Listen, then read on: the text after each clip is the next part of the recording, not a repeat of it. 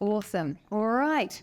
Well, I want to welcome everyone here tonight to our exclusive WRE event with our special guests, Andrew Nicol and Ed McKnight. Woohoo! My name is Michelle, and I know most of you in the room already, but if we haven't met yet, I'm one of the managers at Waikato Real Estate, and I'm up here tonight with my husband, Ollie. So how did we decide to get these two guys up on stage tonight to speak to us all? Well, we met them the good old-fashioned way, and that was on Facebook. I don't know what algorithms you guys are working, but we clearly your target market because we'd be on social media, and these guys' content was following us around. So we read their content and started following them as well, and we discovered that they've actually got a unique data-driven perspective on property investing. So as a bit of background, Andrew bought his first investment property at 19 years of age, and he has since bought and sold over 100 properties. And Ed is an economist and property investor too. Together, they co-host the Property Academy podcast, which has over 6 million downloads on one of them. And they can count on our two daughters as their youngest listeners on their daily commute to school. And actually, after listening to Tuesday's podcast, our 10-year-old daughter, Poppy, she told me she's very worried about meeting her mortgage repayments when she gets older, and she's thinking about moving to Hawaii. So I think your podcasts are a great motivator, because I said to Poppy, if you work really hard at school and get a good job, you won't even need to worry. So Andrew and Ed also work together at Opes Partners, which is a property investment coaching company and mortgage broker. They also own New Zealand Property Investor magazine, which I'm sure a few of you subscribe to. We do too. My father gets at least 5 copies and sprinkles them around the office every month. If you're looking for a new cover story, he's right over there. I'll introduce him to you. I think you've already met. So tonight is a bit of a Q&A with myself and Ollie asking questions. I'm going to kick off if that's all right. I'm going to start with you, Andrew. Thank you for having us, by the way. And by the way, Ed is delighted to be here tonight without having to prepare 4,000 slides like we normally do. So this is the most relaxed he's ever been at an event. That's true. Awesome. So Andrew, can you tell us a little bit of your personal experience with property investing? Where did you start and where are you up to now? Okay, so I started when I was 19. Well, actually, I started learning about property when I was 18. So I come from a very poor family in Christchurch, very blue-collar family. Dad had 2 jobs. Mum worked at nights cleaning offices, and we just had no money, which is great because you never argue about money if you've got none.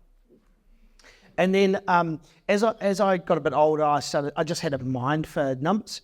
And I remember one time a guy from maybe like a New Zealand home loans type of company coming around to talk to my parents about their mortgage, telling them that they're going to be in debt for the rest of their lives. He was right, by the way. These graphs, and now you can pay off your loan in 3 years rather than 30 years. And me thinking that this doesn't seem right, and people don't understand this stuff.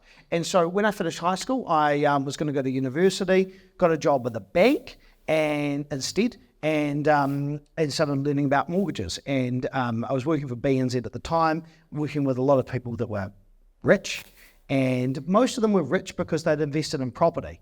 And with no real plan, they'd just done it and bought more and more and more, and just some really normal people with quite a lot of wealth and property. And so I thought, I need to get part of this. So I started looking around to buy my first rental property. Now, does anyone know where Hanmer Springs is? So I went to Hanmer Springs with Alice Stewart, the girlfriend at the time, and said, I'm going to buy a rental property here. Again, no methodology to me buying a property. I just want to buy a property. It's cool here. And so we started doing open homes there. And then I thought, actually, maybe that's not a great idea. Maybe I should buy in Christchurch.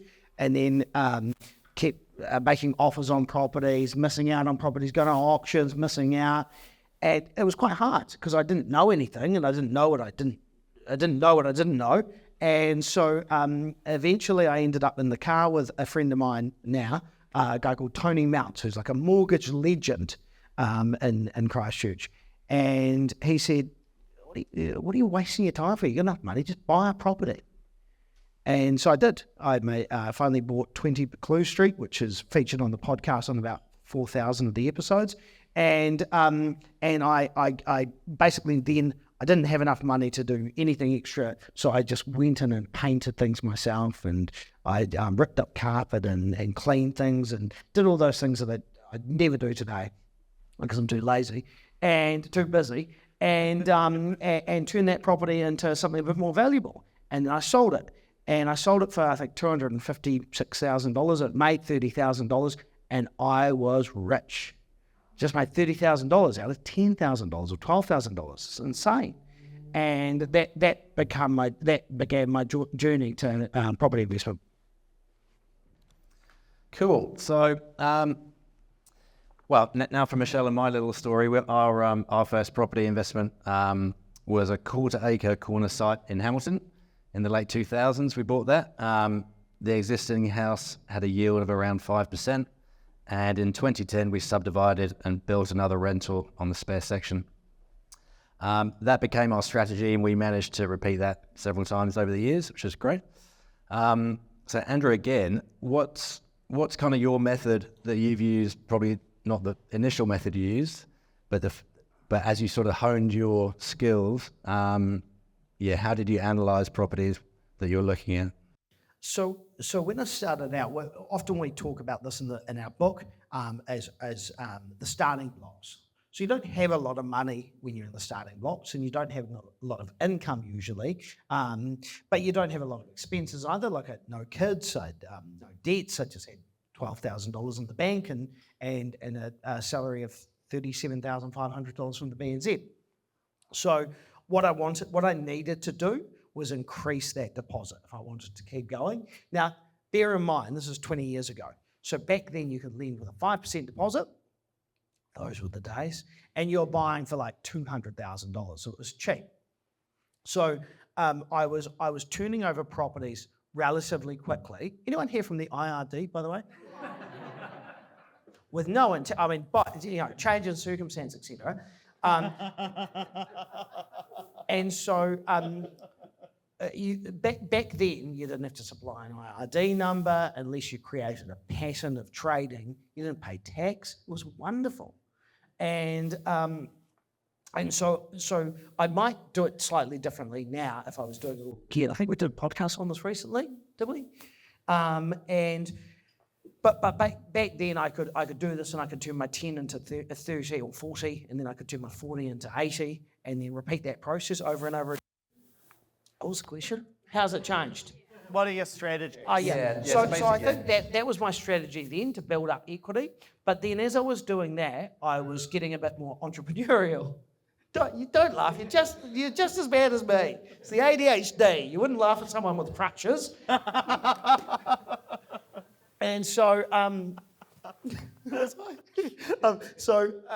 what I was doing then is I was increasing my income. So I became a mortgage broker. I was self-employed. I was able to leverage my time more efficiently rather than just having a day-to-day job. And that allowed me to borrow more money.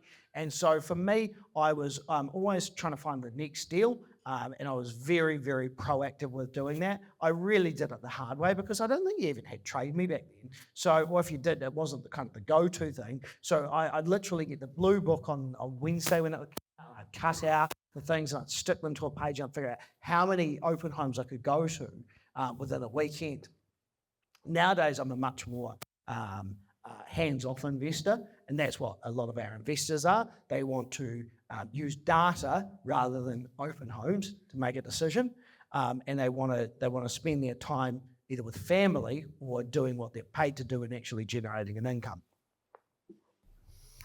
All right, Ed. New Zealanders seem to have a love affair with property as an investment compared to other products like bonds or shares. Why do you think that is, and why is property, in your eyes, a better investment than, say, shares? Well, what I'd say is it's probably not necessarily. Shares aren't necessarily a better investment than property. But something that we often talk about on the podcast and the book is that the reason a lot of people get into property is just the fact that you can borrow a lot of debt against that specific property. And so the way we often think about it is, if you've got 100K, let's just say we did in all of our bank accounts, and we went and invested in shares, after we pay fees, after we pay tax, maybe we'll get a 10% return. Now, 10% return on $100,000 is 10K. We can all do the maths. But if we take that same 100K, put it into a new build, put it down as a 20% deposit, we're now owning a $500,000 asset. Now, we all know that properties do not go up in value as quickly as shares do, but your house might go up by, let's call it 5%. But a 5% increase on a $500,000 asset is then 25 grand. And so you kind of say, well, do I want the 25 grand or do I want the 10 grand? Now, there's a lot of other differences in terms of cash flow, in terms of risks. That's why we wrote a book. That's why we do the podcast. And actually, I'm going to go off on a tangent. Here we go. The funniest thing is, I actually recently did a thing about shares versus property on YouTube Shorts and TikTok and things. And, you can only make them 60 seconds long. And then people say, well, you forgot to talk about the risks. You forgot to talk about the cash flow, Ed. Well, of course I did. It's only bloody 60 seconds long. That's why I've got the book. That's why I've got the podcast. But that's the main reason that people decide to go for property as opposed to shares, is mainly that leverage element, that you are able to borrow money against it in order to build up quite a sizable asset base. I think the other thing is that we've seen people do it. So over in America, if we were to go have dinner, Michelle, and that'd be quite a nice thing, but let's say we're in Wisconsin now, and we're sitting there in Wisconsin, what are we talking about? We're probably talking about our 401k, our share portfolio, and how much money we're making in shares. Over here, it's a wee bit of a different dynamic. If I took you out for dinner down at, what's it called, Iguana? Is that what we've got down here? That's what I used to go to when I went to Waikato University. If we went down to Iguana, we'd be talking about properties, about property values. Where's the best yield within the Waikato market? Where are we going to get the most capital growth? So I think there's a cultural element. There's an element in terms of leverage. And then there's also just the fact that over here in New Zealand, to live a really good, comfortable lifestyle as we get older, if we want to stop working earlier, or if we just want to have enough money in retirement, we've got to build up some assets. We've got to get some shekels to rub together so that we're then able to live a good lifestyle later on. And for a lot of people, property, we just see it as the way to go about it. And that's effectively what we talk about in the book. So yeah, leverage and using the bank's money, as you say, is obviously a key ingredient for property investors. Well, and the other thing to remember is every New Zealander is an expert in property. It is the national obsession, for sure. So yeah, recently the RBNZ relaxed LVR rules a little bit for investors. And I think that's already feeding through to the market. I saw some stats today that said, there's a pickup in activity for sort of higher LVR lending already. But the RBNZ also told us that DTI rules are potentially on the way. So I was hoping, Ed, you might be able to give us, or Andrew, might be able to give us all a refresher on DTI rules, really from the very basics. So what does DTI even stand for, and what do we need to be aware of, do you think? Oh, start. I thought I was going to let you start. You'll fill in the blanks, will you? He'll fill in the blanks. Here we go. That's going to be the test for him. So DTIs are really very simple. If you earn $100,000, you can borrow $700,000 if the debt-to-income ratio is, say, 7. If the debt-to-income ratio is 6, then you can borrow up to $600,000. Now, that becomes difficult once these rules eventually do get phased in. Now, what happened is earlier this year, the Reserve Bank came out and they said, that's it. We're going to give ourselves the power to bring in these rules. And sometimes you think, God, it would be great to be the Reserve Bank. You can bring in new rules whenever you bloody want to. Sounds like dating you. Not that we date, just to clear that up. What rules have I brought in? Well, with Angela.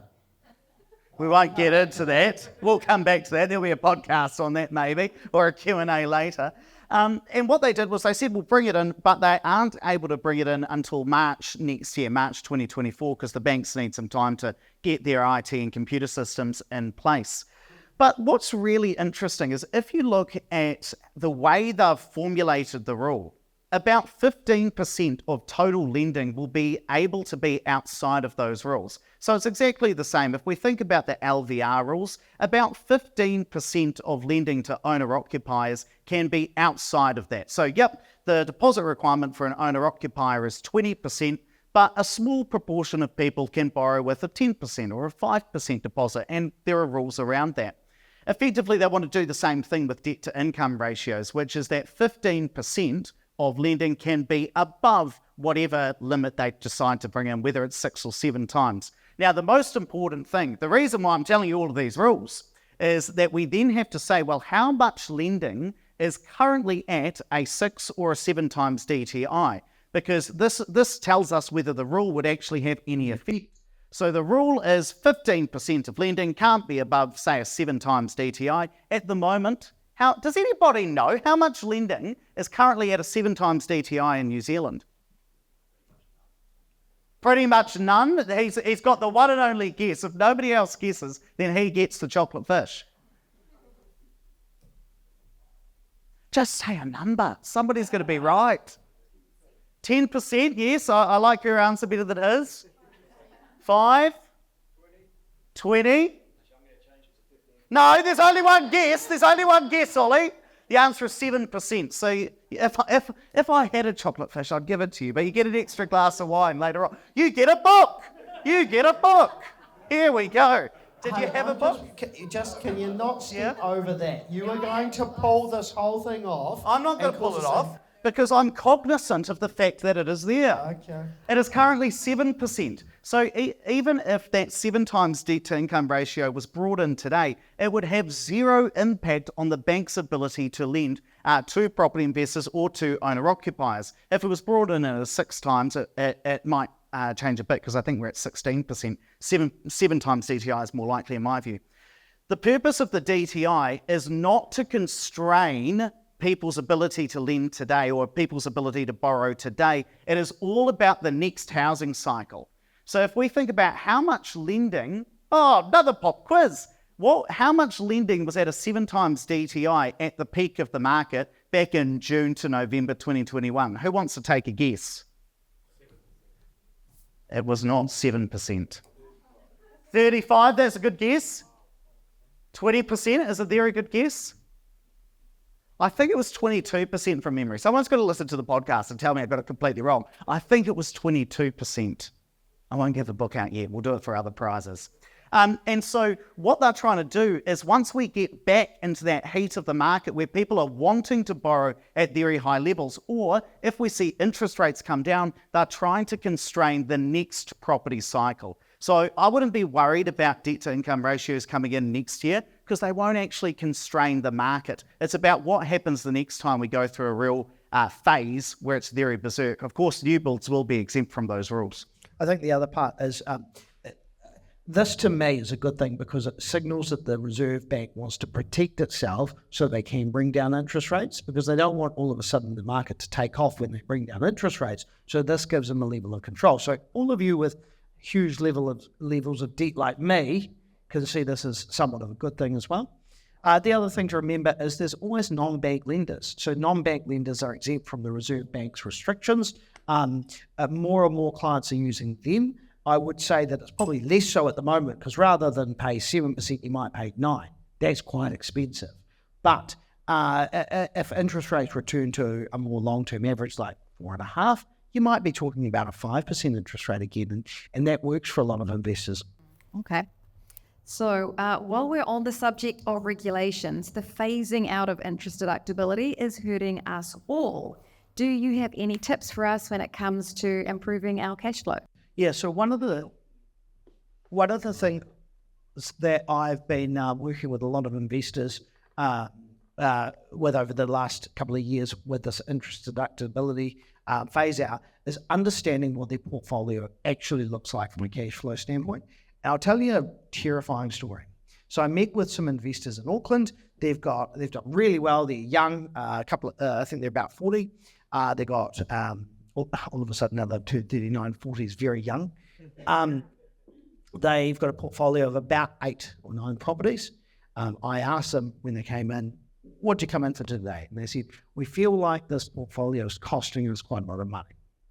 So we typed it all into my spreadsheet and I said, how much do you think it's costing you? And they said, $80,000 a year is our best guess. It worked out to be $320,000 a year that they're going to be topping up once you factor in the tax that they're going to pay, which they haven't paid for the last 2 years. And I think for a lot of investors, it's quite terrifying. And so we've done what we do as Kiwis. We've ignored it. And we probably have contacted our accountant. We hope like how we're going to get a change in government. But I think the key thing you can do as an investor is understand your numbers. And so I've got a big spreadsheet to do this, but you can use our return on investment spreadsheet to do this as well. And so you can put in the date, you can put in your properties. You've got to use it slightly differently to if you're buying a property and putting that in, but I can tell you how to do that if anyone's interested. And you can see what your tax obligation looks like over the next few years. And that way, if we don't get a change in government and if we don't get a change in tax policy, you know what you're up for. And then you need to start thinking about ways to change that if it's going to become cripplingly expensive.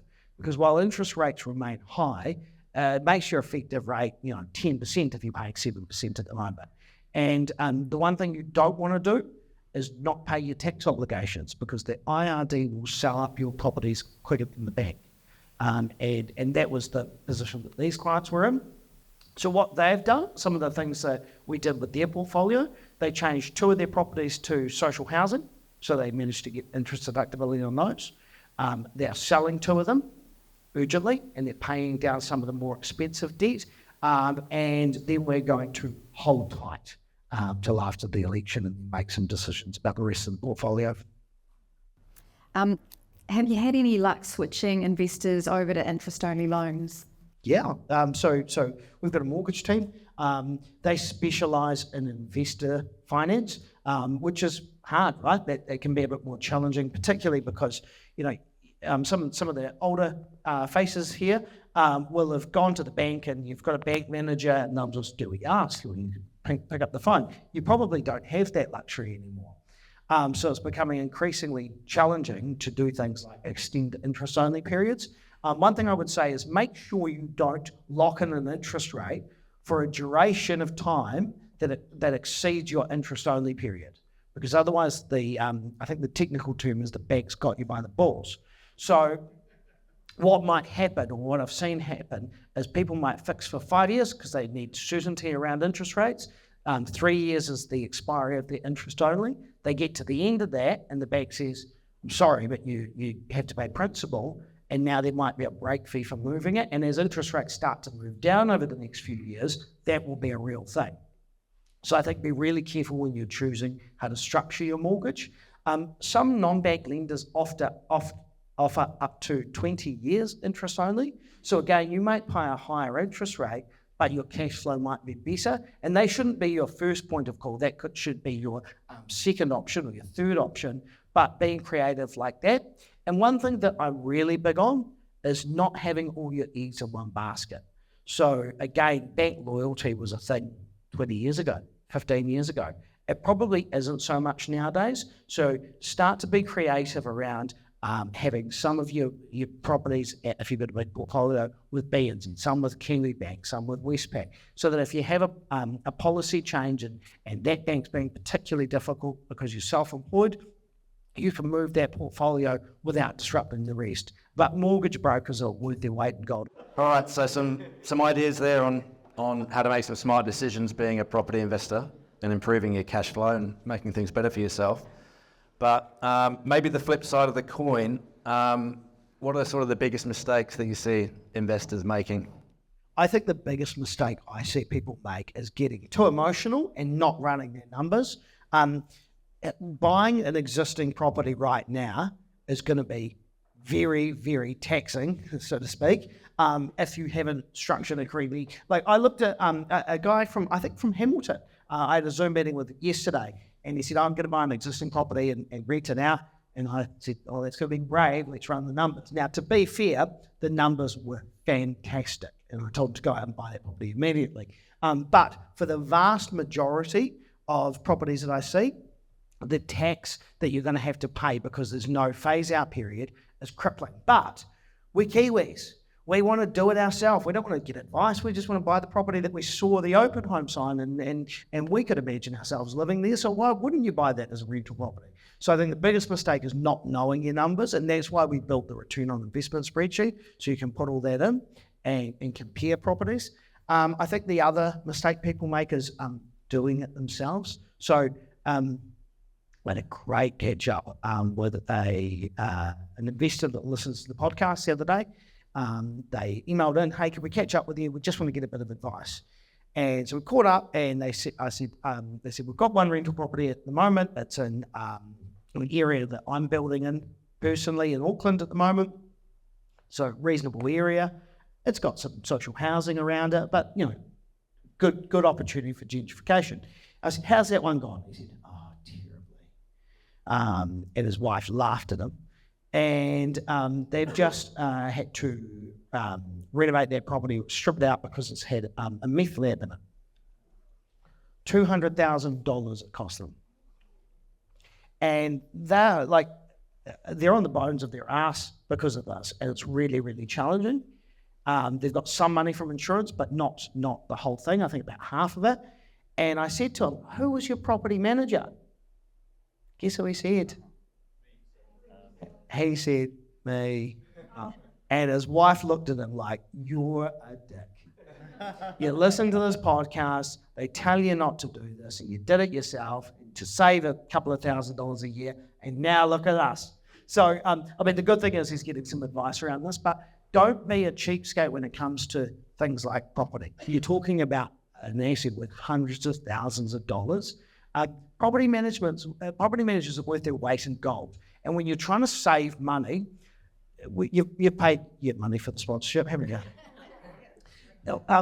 It's really easy when you're trying to save money with this interest deductibility, high interest rates, to think, well, I don't really see any benefit. They collect my rent and they put it in and there's never any issue. But I tell you this, when you don't have a professional between you and the tenant, that's when stuff goes wrong. There have been 47 changes to the RTA since 2020, and such as the removal of the no cause 90-day notice. Have you seen any investors switch from residential to commercial? So I deal with quite a few investors with larger portfolios, and actually, to be fair, most of them haven't changed. So a lot of the landlords, we get a bad name, right? We're the evil villains at the moment. But the reality is, for most landlords, they've just got a property that they're hoping goes up in value over the next 25 years so they can have a comfortable retirement. And in the meantime, they're usually topping up the mortgage, particularly at the moment. If you're buying a property at the moment and you're borrowing 100%, absolutely you are. But for most of my investors that I work with, they haven't put up the rent for the last couple of years because they got really nice tenants. Even one of my more heartless businessman clients I saw yesterday for a review, and he said, I really like those tenants. When I said, how come the rent's $400, it should be $800? So I think that for a lot of people, it is something nice. It is, you feel like you're doing something for someone, especially because we've got 35,000 families on the wait list for emergency housing. It's good that we're doing something. I think the other big thing at the moment is the world of commercials changing. Would you want to own an office block at the moment when we can't even get our Auckland team to come into the Auckland office because they all use Zoom? And so I think that world's changing, and I think retail's changing. COVID has changed a lot of things. So if you've got an industrial shed, sure, or if you've got a tenant like Mitre 10, maybe. But for most people, it's not an easy transition, and residential's still something that we know and feel comfortable with. So with interest rates obviously so high, finding cash flow positive property investments seems nigh on impossible to me. But I was hoping you could share some deals you've been doing with clients of yours at Opes and let us know what deals they're sort of getting into. Is everyone just looking for capital appreciation these days, or can you still find cash flow positive investments out there? Well, everything's cash flow positive if you put money into it. I think that the reality is for most of our clients, they want to buy something that's new, so they get interest deductibility. That would make up 98% of our clients. Now, if you buy a high yielding property, something like a room by room rental or a dual key apartment or something like that, or dual key townhouse, if you're borrowing 100%, you're probably still topping it up. It might not be a lot, but you're still topping it up at a 7.5% interest rate, or 7.25% interest rate. That's just the reality right now. So there'll be clients that are buying those high yielding with cash because they're coming to the end of their investment journey. So we call that crossing the finish line. So some of my investors who we've helped build up a portfolio over the last 15 years, now they're liquidating those and they're going out and buying with cash high yielding properties that they can live off the rental income forever. But for the most of our clients that are running the race, they're looking for capital growth. So right now, I'd say one of the hot spots for me is Auckland. And I put my money where my mouth is. I buy anything I can get my hands on right now there. We released a project today in Auckland, not to sound too salesy, but released one in Auckland today at Massey. And within 4 hours, the 8 units that we had allocated were sold out because of such good deals. Because developers had finished them and they don't want to keep them. They've got to get them sold. They've got to pay their bills. So there's some really good deals out there. But even on those with that be a 5% gross yield, you're still topping it up probably $400 a week if you're running your numbers properly and factoring in all your costs. Now, if I'm buying in Auckland at the lowest on record percentage undervalued it's ever been, he can show you the graphs on that, I'm okay with paying $400 a week for the next few years because assuming rates don't come down, because I think you're going to see some pretty good growth. So I looked at this yesterday for a client. If you go back to the last time Auckland was as undervalued as it is today, over the next 5 years, the market increased by 47.5% in 5 years. So say your median house value there is $1 million, it's $500,000 over the next 5 years if the same thing happens. So I'm okay with paying $400 a week. So just to follow up, how do you, or maybe one for you, Ed, how do you actually decide if an area is undervalued? This is Ed's masterpiece. Yeah, just before I get into the undervalued conversation, and maybe I'll show you a graph because I asked them to put a wee TV screen here so we can get a bit nerdy. I thought you'd all enjoy that. But one of the things that's really important when we're talking about cash flow, and Andrew mentioned $400 a week, depending on who you listen to, there can be very large differences in cash flow. So one really good book that I read about property investing by quite a big known name, I won't name and shame today because it's not about that. When they were talking about how they run the numbers, they're talking about rent and in terms of the costs, they included mortgage, rates and insurance. Well, there are usually 9 different costs that we would say you need to include. It's not just mortgage, rates and insurance. What about your letting fee? What about your accounting fee? What about the fact that you're probably not going to have a tenant for 52 weeks of the year? You're probably going to have some level of vacancy in there. You might have a body corporate or a residents association. There's going to be maintenance as well. In this specific book, they said they don't count maintenance in there because they had enough cash flow. They were wealthy enough to be able to weather any of those storms. So there is a big difference when you're talking about cash flow or hearing somebody, whether it's us or another person in another event, it's just important to dig into the details of when they're talking about cash flow positive deals. The question is, on what basis? Is it just the mortgage? Is it just the mortgage, rates and insurance? Or is it all of those other costs? Because we are going to have to pay for an accountant if we're doing this properly. We are going to have to use property managers. That's another cost I forgot about.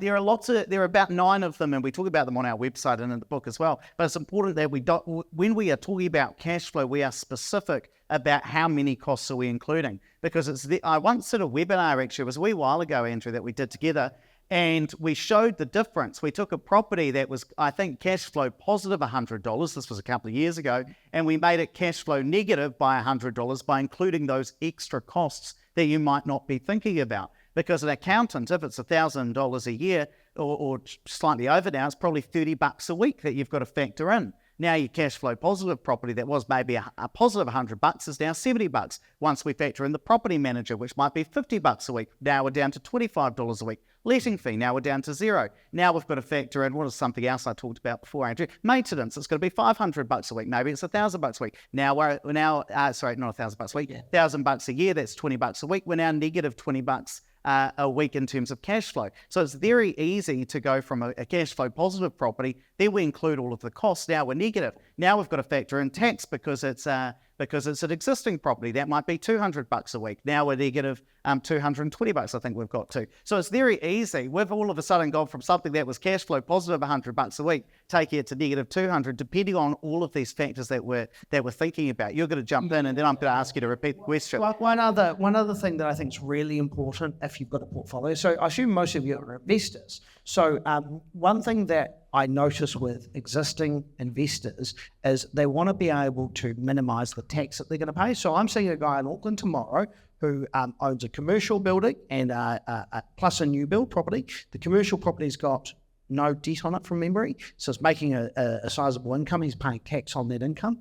The new property that he settled, which was in Christchurch about a few months ago, that's giving him some tax offset, plus he wants to buy a property in Auckland to give him more tax offset. The one in Auckland, even though he's borrowing 100%, when you factor in the tax savings he's going to get on his income that he's already generating, he's actually only going to top it up by about $200 a week with 100% borrowing on today's interest rate.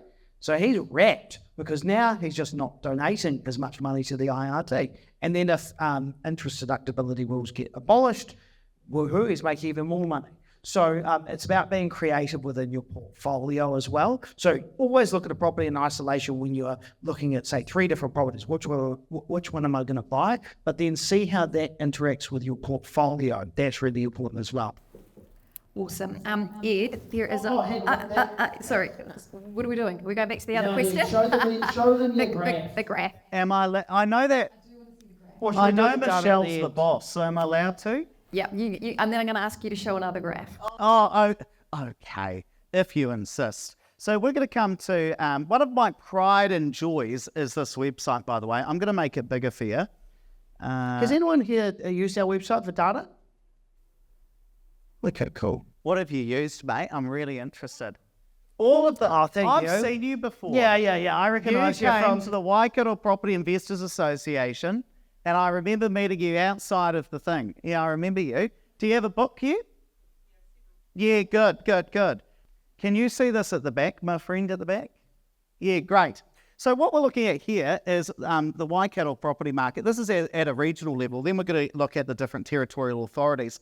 And effectively what we're saying is we understand that markets are not perfect. People bid up the price of properties because we all get excited in a particular area. So sometimes an area like Gisborne, did you know that, no, I'm going to pick on Wanganui. Did you know that Wanganui property prices have increased 3 times over the last 6 years? They have tripled in value.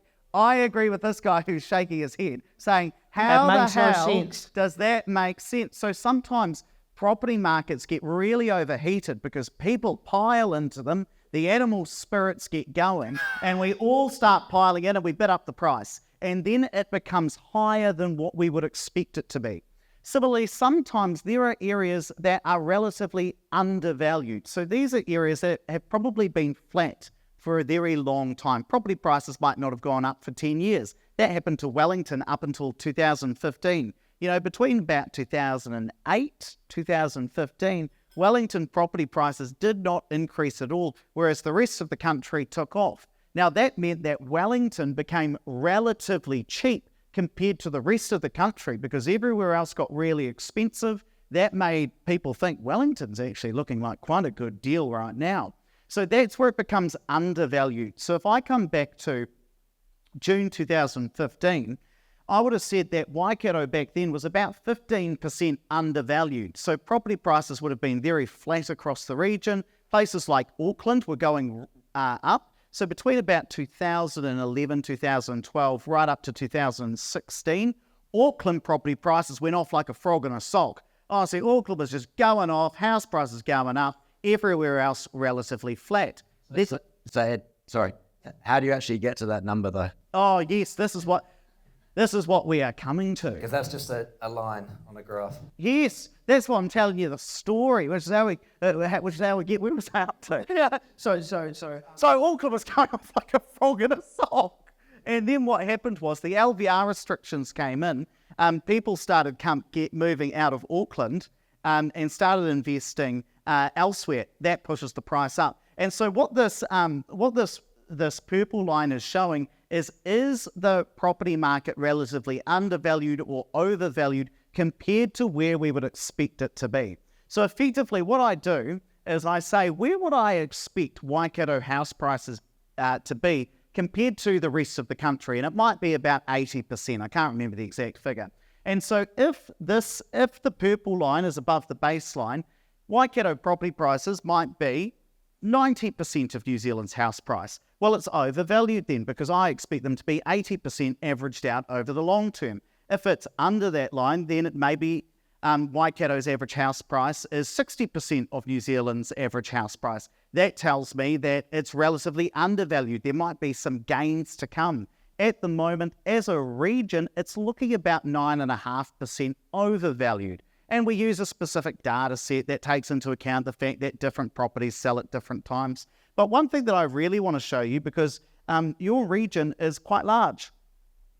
You've got about 10 different territorial authorities on here and in the region. And what that means is, I mean, just look how large your region is. We go all the way from the top of Coromandel Peninsula right down to Taupo. I mean, how long does it take that drive? It'd be about 3 or 4 hours, wouldn't it? Yeah, massive region. And so what you guys have to think is, well, where am I going to invest in the Waikato? Well, if I think about somewhere like Hamilton, it's looking pretty good to me. It's only about 1.3% undervalued. Probably, I would say, the best place to invest in the Waikato right now. One place that I'm cautioning people to invest in is South Waikato.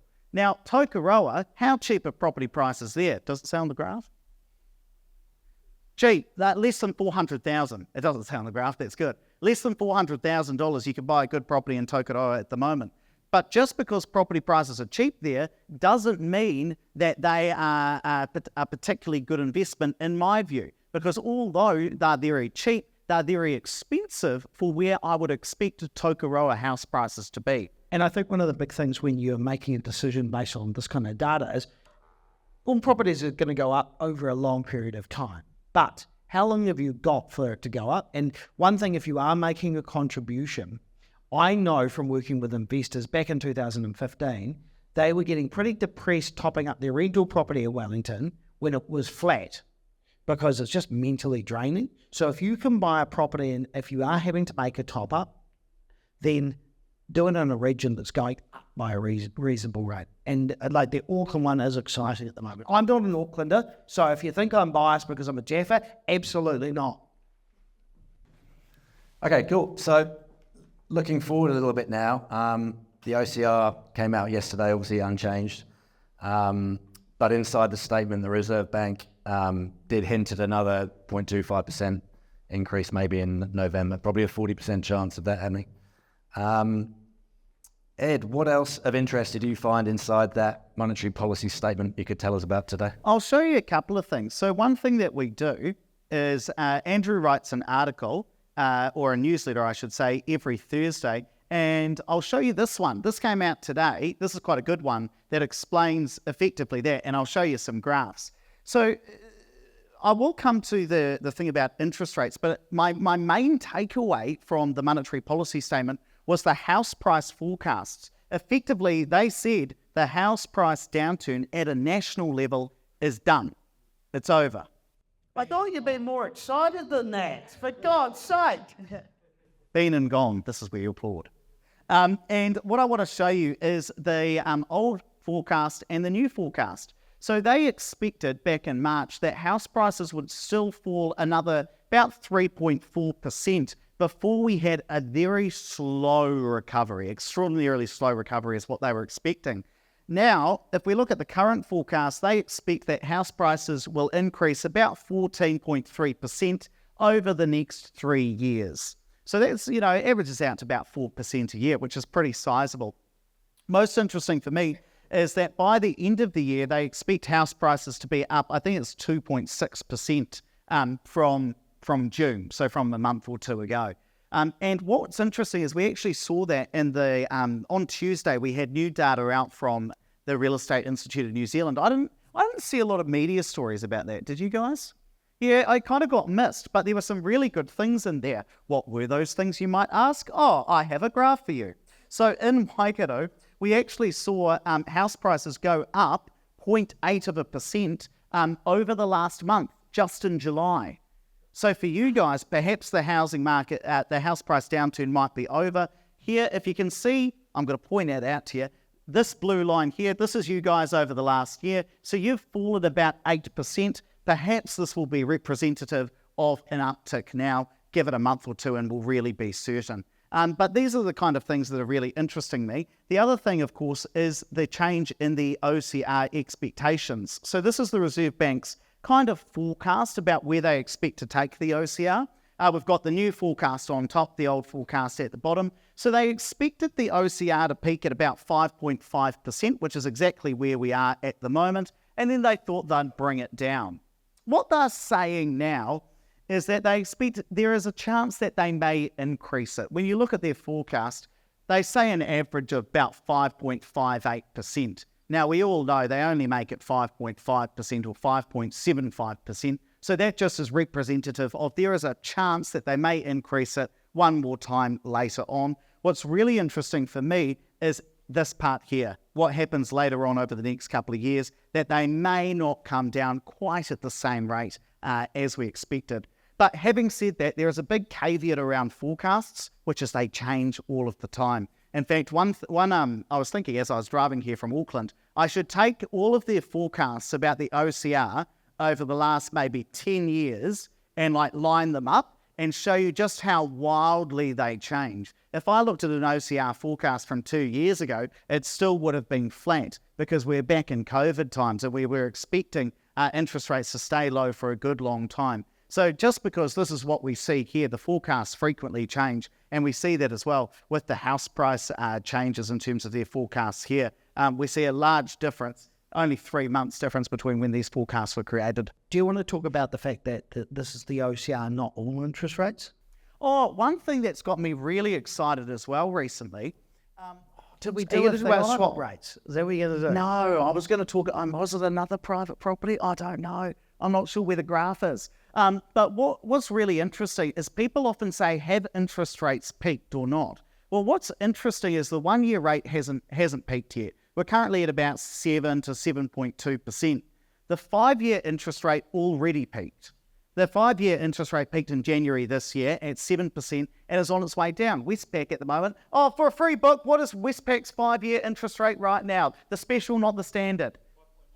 5.99 is right. Yes, he is correct. Do you work for Westpac? Same. I'm with you. I owe them a lot of money too.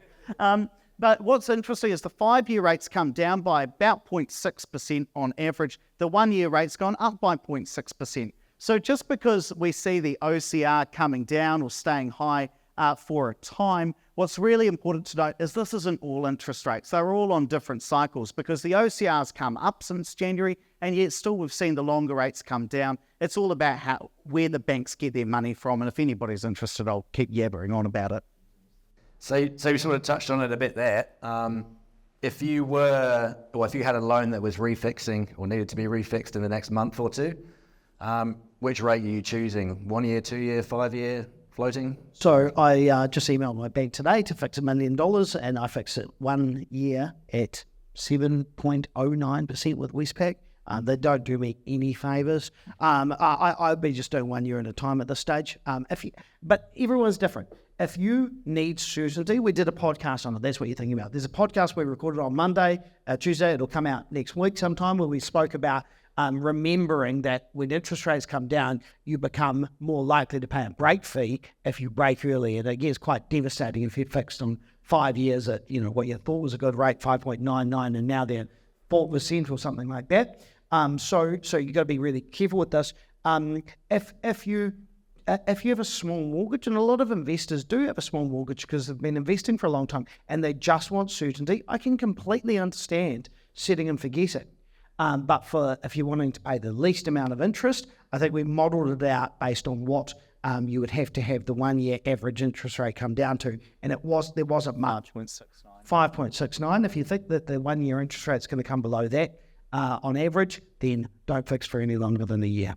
No. So I just need to correct that. So what we were looking at was, should I fix at 5.99 today, or should I fix for 1 year? So should I do 6% at 5 years or 1 year for 7.2% is what we're looking at. And what we're saying is, if you believe that over the next 4 years after your 1 year fixed is done, if you believe that your average 1 year interest rate will be 5.7% or less, you should fix for 1 year today. If you believe that the 1 year rate is going to stay above 5.7% over the next 4 years on average, you should fix for 5 years. So it's just about expectations around interest rates. It's a bit nerdy, but quite interesting. All right, so we're going to have to wait and see what happens at the next OCR meeting in November. But before that, we have the small matter of an election in October. So what impact will the election result have on property investors? Oh, this is a good one. You can show the graph. I've got a graph.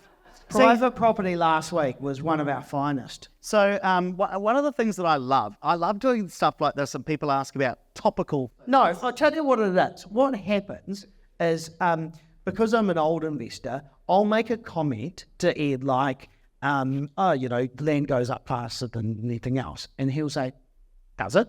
And I'll say, yeah, of course. And he goes, oh, prove it.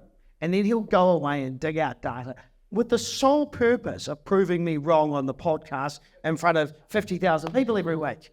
And so I made the comment about, hey, look, just, people should get in before the election because the market goes off like a frog in a sock. That's my saying, by the way. It is not. Absolutely. Anyway, after the election, people start buying again. And so he went and did the data. What did you find? Well, here's what's really interesting, because people say a lot of things in the media and just casually at your barbecue, and I'm always interested, is it true? So what I've looked at is I looked at 9 elections here. I cut out the most recent one because we had the COVID boom and it swayed things a little bit. But what I've found is that right up until the election day, so this is 12 months before the election and 12 months after the election. And I've seasonally adjusted it to take account for the fact that, people buy more properties in spring than winter, and sometimes we have the election in July and sometimes we have the election in October. So I've taken out all of those factors. And what we find is that just before the election or on election month, people buy on average 6% fewer properties. But then what happens after the election is we see people start buying about 6 or 7% more properties. So right up before an election, we really start to get a bit fearful, and it starts about 8 months before the election, give or take. We start to get a bit worried. We hold back. Now that makes sense because the government policies could change, and we're about to make a large financial decision if we are purchasing properties. Now I know what you're all thinking. Well, what happens? What happens if Labour wins versus National wins? Well, I'm glad you asked that because I also have a graph. This one is fascinating. Now, just bear in mind that we're looking at 10 elections, so 5 won by National, 5 won by Labour, and that's important because it's a small sample size, so we need to take the results with a bit of a grain of salt. Now, none of you are going to listen to that disclaimer, you only want to know what the results are. We see that up compared to the election month, so I'm looking at how many properties sell compared to that election month when National has won. Historically, we buy about 25% more properties after the election, based on those 5 elections that National have won. If Labour wins, and this includes the 2020 election, where people bought lots of properties at the end of 2020, start of 2021, we see people don't buy as many properties. Now, we do have to take into account the small sample size, but I'm pretty confident that if we see a blue-yellow government come out, we are going to see the property market pick up faster than if we saw a Labour government come in again. That doesn't mean that the property market won't recover if Labour wins, but I think there will be an added burst of confidence for property investors if National wins. That's not me trying to sway anybody's vote, by the way. I mean, if you think whoever's the best party for governing the country, go ahead and vote for them. But this is what the data tells me in terms of what we might see, depending on which way the country decides to vote. It is good having an economist. Cool. So yeah, with the election on the horizon, the Greens have come out with a pledge to introduce rent controls within the first 100 days of getting into government. So their policy says that rents will increase or rise in line with CPI and wage inflation, but cannot rise, crucially, more than 3% per year. So what that means is if that was in operation now with inflation at 6%, rents could not increase by more than 3%, and then hopefully one day inflation is back to 1%, and in that scenario, rents could only increase by a maximum of 1%. Do you think that rent controls could ever come to New Zealand? And if they did, what are the pros and cons? Yeah. No, because the government needs you.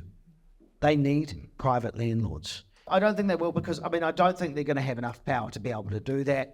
I just don't think it will ever happen. But what if it did? Here's the thing, you can't policy your way out of economics. So what will happen is landlords will get a bit more tricky, which sucks because we're not trying to be tricky. We're not trying to rip anyone off. We're trying to run a legitimate business where we charge a fair amount, we pay our bills, and for the vast majority of you here, I think you probably, if you're not topping up your rents to be able to make all your payments at the moment, you were, and you did some hard graft. And so I think that the reality is you deserve to be able to set a fair price for everyone, and you're not ripping people off, because that's what we see day in and day out. The portfolio investors aren't ripping anyone off. They're charging a fair amount. The government can't solve its housing issue itself, so they need you. So that's why I think they won't. But if they do, then we'll get tricky. We'll have 1 year leases, then we'll change the property and we'll rent it out for more money after that. Right, so our last question for tonight comes from someone in our audience, and they want to know, what's the biggest mistake you've made investing in property, what went wrong, and what did you learn from it? Biggest mistake? So, have you made one? So I've been pondering this. Yeah, I made lots of them, and in property. Her name was Amber. I think one of the, because I was thinking about this, I've made lots of just small mistakes. They seem big at the time, like renting out a property myself, like being my own property manager. Shall I tell that story? The one about the... Yeah, go on. Okay. Why not? They want to know. So one of my more mad stories was I was renting out this property in Rangiora. I had a good run with property managers, and so I thought, well, I'll just do this myself, even though I'd learned from doing this. And anyway, I had like a week of vacancy and started panicking, so I just took the next person that I could find, and I didn't do the appropriate checks, and I put them in the property. Anyway, after about a week, they rang me and they were very concerned because I'd seen the spider. Could I get the house spider proofed? Oh, okay, I suppose I can. Did that, paid $500, got that done. Then they rang me and there was something else that they were unhappy with. And I said, oh, I'm not doing that. You pay $500 a week rent, I'm already in a hole. It was a wobbly toilet roll. A wobbly toilet, well, that's what it was. And no, I'm not doing that, it's fine. And then there was animosity between us because I was a 22-year-old kid who they felt like, well, they had to pay this $500 a week rent and he won't fix that. What an arsehole. And then we just had like this breakdown of the relationship, and then they stopped paying their rent on time and I didn't check on time, and then it got worse and worse and worse. Anyway, eventually I had to get rid of them. I had to go to the tenancy tribunal, and I got a judgment for $3,500, and they had to pack their stuff and get out of there. And so they left. And then here's the problem when you've got a judgment. How do you get the money out of those people? And the terrible thing was they said, well, you need to serve them with an order, and then we're going to deduct their pay, but you need to know their address. And these are back in the days that, well, how do I find their address? So I had an idea. So I go to Dick Smith Electronics and I buy a GPS tracking device. It wasn't like you can go today. You can't get an ear tag. It's because Dick Smith's not there anymore. No. This is a long time ago. And so they had some stuff in their garage that they wanted, and I said, yeah, fine, I'll pack it up. And they didn't want to see me because they didn't want me to have their address. So they said, can you drop it off to this place in Hornby? Okay, I can do that. So I got this box and I got a DVD player, and I unscrewed it, most manly thing I've ever done in my life. I put this GPS tracker in it, put it all back together, and I tested it. And these are the days you had to ring it, would ping back or whatever it is with the cell phone towers, and I could trace it. And I found their address. What was the story? Oh, so I made lots of these kind of mistakes, right? Just dumb stuff that I wouldn't do today. So in the book, we had to say that our publishers wouldn't let us tell this story properly. Really? No, they thought it was too bad. They thought it wasn't a good story. And so we had to say that you hired a private detective. Because Absolutely But not. no, the private detective was him. Yeah. So I made lots of those little mistakes. But when I was thinking about this, probably the biggest mistake is just doing what I'd always done in my location. So I'm from Christchurch. You might have heard we had an earthquake once, and I had a portfolio, I think maybe 15 or so properties at that stage, and we had this massive earthquake. The house that I lived in, which I rented, was totaled. I couldn't get in and get my stuff, so I had no stuff. I had lots of properties, and I had a business that relied on properties, and I was like, I'm done. Like, I'm going to go under. I don't have income coming in. I don't have, some of my properties are damaged. I'm overexposed myself. And I thought I diversified because I bought in lots of different areas in Christchurch. And that was a real learning curve because it was horrible. It was a really hard few years. And just because I was used to Christchurch, I was comfortable there, and getting comfortable as a killer, that was probably my biggest mistake. And how I've learned from that is now I'm solely data driven, like I teach clients to be. And so I buy where the right opportunity is, not so that I can drive past and see it, as we all kind of do sometimes. We're all guilty of that. Oh, I can see that property, so it's easy. And now I don't see my properties. I employ professionals to look after them. And if I'd invested half of my portfolio in Auckland, for example, because I've been brave enough to go there, I would have been worth a lot more money. Now, it doesn't matter, but being so focused on what I knew and not kind of relying on the data and going and being brave enough to go somewhere else almost sent me broke, and I lost a lot of money. I teach you money. Andrew, Hamilton is actually known as the most seismic safe area in New Zealand, so I think you should diversify into the Waikato. We are actually going to leave it there tonight, guys. You have been so awesome and super informative. They let me know that they've got a hot date tonight with each other at Badoozy in Auckland. Not dating, I promise you. I think, is Ange coming? Anyway, No, unfortunately she's not invited. overseas. So we are going to wrap up there tonight. Thank you very much. You guys have been awesome. Please follow them on the Property Academy podcast. They're there every day. Can you please do a shout out to Poppy Pearson? Absolutely, we will. She will love it. I was going to write that down. Poppy Pearson. Poppy She'll love it. Pearson. Yep. And also, if you want to speak to these guys directly after the event, please stay around. I'm sure they'll be here for a little bit longer. Thank you guys for coming along tonight. And that's it from us.